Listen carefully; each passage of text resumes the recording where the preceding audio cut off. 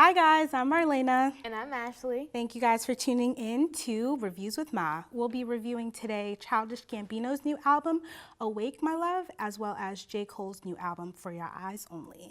So let's jump into it right away. Hey. I personally did not like Awaken My Love. I don't know why. It didn't seem like the Childish that I'm used to. Yeah, from his other albums. You know what I mean? But it's not a bad album, honestly. Altogether, cohesively, it just doesn't go for me. I think it's like the whole Marvin Gaye feel that he was trying to do. And I don't know if that's just like not what I'd rather hear Marvin from Marvin. Yeah. You know what I mean? Yeah. I think he just added some funk into it that made it not so Marvin, which was kind of a turn off. It was kind of weird. Yeah. Also, if you think about it, he hasn't really made it known that he does music like this. Like, this is the first big outro where he's like, okay, in your face, this is like what I really want to do. You know what I mean? Like, he's had a few songs here and there in his previous albums where it shows that he likes the soul background. But this whole album is just soul. You know what I mean? And it's a lot to take in for like one album, like all together, especially because we're used to Childish like rapping on fast beats and catchy songs or like slow songs, but we're used to him rapping. And this is really just more him like screaming in my face. So, I mean, I don't mind it, but it's not what I would want. Okay. I'd have to say though, my favorite off the album in general is either Redbone or Me and Your Mama. Yeah, those are my two favorites. I have to say those are my two favorites as well. But it was good. Talk about my mama, fine. Ooh. Was that a message to Childish? Maybe. Okay, Marlena. And then I honestly think though, if this is like his last album or if like this is what he's trying to get into now, I'm all for it because the beats were good. I'm not gonna lie. The beats of the song were pretty good. It like we as the audience weren't used to that. Like it seemed like a whole new genre he was making, and we just kind of weren't used to it. Yeah. But maybe with the next one, like maybe. Keep your fingers crossed. Yeah.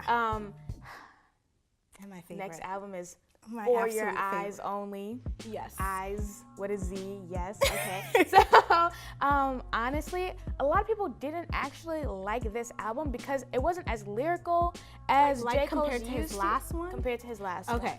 It's not something that you can just like bump on a regular. Yeah, exactly. Like you don't put this on in the club. Exactly. Or maybe some songs, but not really. I wouldn't want to put this song on in the club. I don't want to cry. You know what I mean? I'm not trying to cry in the club.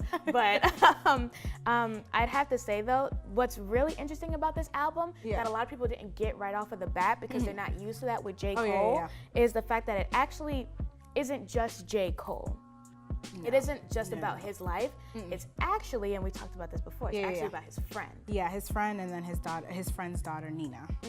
So actually, J. Cole's friend passed away.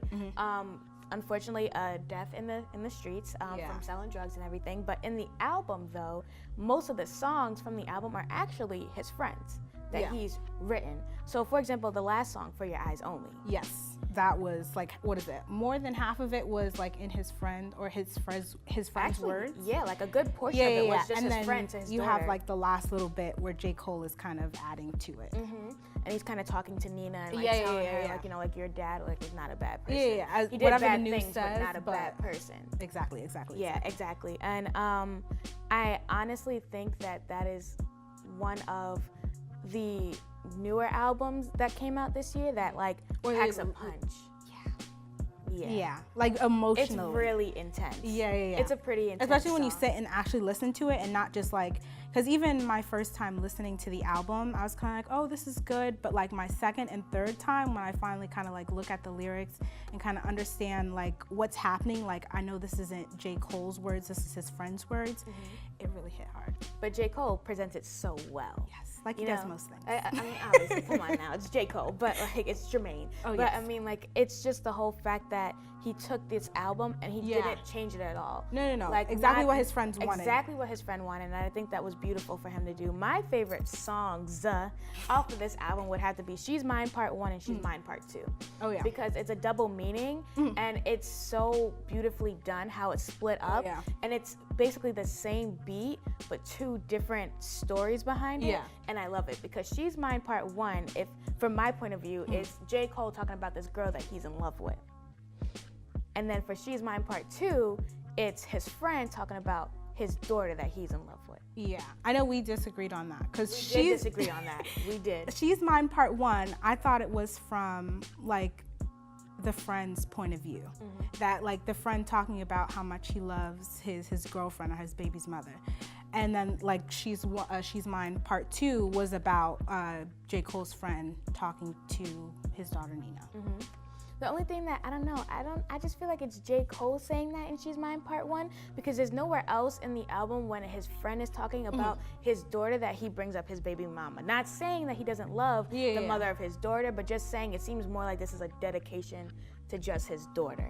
So that's why I kind of feel like that's J. Cole talking in She's Mine Part 1, but you're totally not wrong. That's the friend and he's just confessing his love to his family. I completely understand Would you say maybe, because we were talking about like parallels, would that be kind of like a J. Cole and his best friend? Kind of like kind of like that parallel, you know what I mean? And I felt like the whole parallel of J. Cole's family and his friend's family is pretty much the same in this album because this album tells a pretty good story, but it changes when his friend dies. Yes. And the outcomes are too different.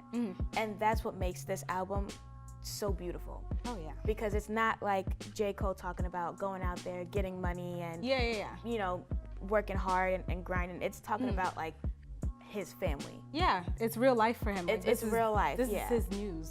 I would have to say that this album is a A1 album. It's pretty A1. good. Like, it's pretty good. I can still listen to the whole thing for the next 2 weeks if I felt like it. What's your favorite song off this album? My favorite has to be Deja Vu, but the whole album is my favorite. In all honesty, the whole album is Let's just get one real good here. song. Yeah. I'm gonna listen to that on repeat. Yes.